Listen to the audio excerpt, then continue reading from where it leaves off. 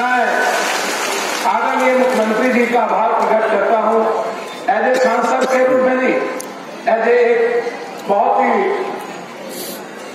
राजनीतिक जीवन में एक परिपक्वता, एक विचार को स्थापित करने वाले व्यक्ति का, मुख्यमंत्री के रूप में नहीं, एक उस व्यक्ति का जिसने राजनीतिक जीवन में एक सुचित्रता को कायम किया, एक मर्यादित जीवन के साथ आगे बढ़ने का प्रयास किया।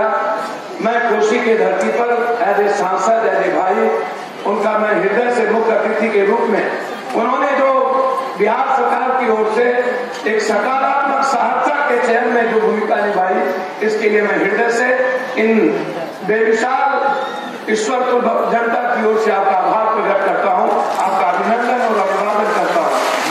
माननीय मुख्यमंत्री जी, मैं अपनी बात समाप्त करूं उसके पहले सिर्फ आपसे 5 आग्रह करना चाहूंगा। ये एज ए सांसद नहीं, कोसी के एक पुत्र होने के नाते मेरा आपसे एक आग्रह है कि कई वर्षों से सहरसा इस इलाके में आप लगातार चिंतित रहे हैं, एक एम्स की आवश्यकता है। मैं बहुत ही विनम्रता के साथ कहना चाहूंगा कि ये घर आपका है। कोसी और सीमांचल ने जिसका साथ दिया वो लगातार हमेशा इस बिहार और देश के ऊंचे पदों पर भी रहे और सम्मान भी पाए। आपसे बहुत उम्मीद है, व्यक्तिगत तौर पर मुझे जमीन भी कुछ साथियों ने देने का आग्रह किया है इसी इलाके में।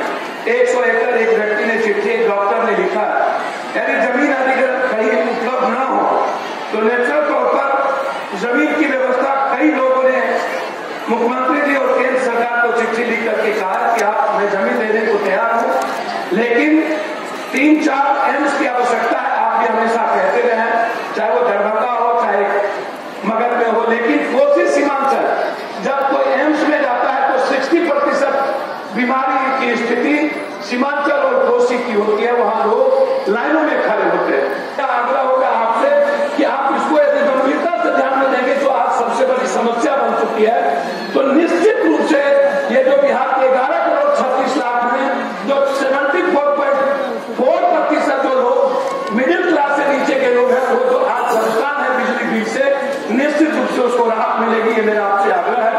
तीसरा, अभी आपका जो क्रांतिकारी योजना है वो सबसे बड़ी योजना है 7 निश्चय।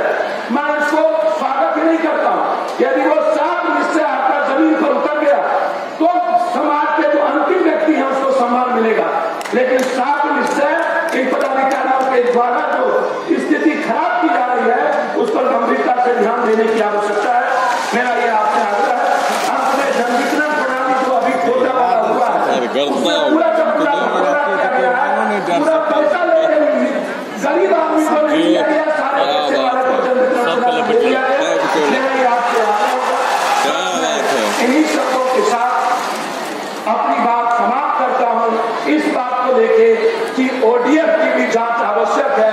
सारा ओडीएफ घोटाले में है, कोई पंचायत ओडीएफ नहीं हुआ है, इसलिए आप इस पर गंभीरता से ध्यान देंगे। बहुत बहुत धन्यवाद के साथ मैं पुनः एक बार सभी यहाँ पर आए हुए अतिथियों का आभार प्रकट करते हुए मैं अपने ईश्वर को इस माँ बहनों का हृदय से नए साल की शुभकामनाएं। आप हमेशा मुस्कुराएं। मैं आप सबका पुत्रवत पैर छू के प्रणाम करते हुए अपनी बात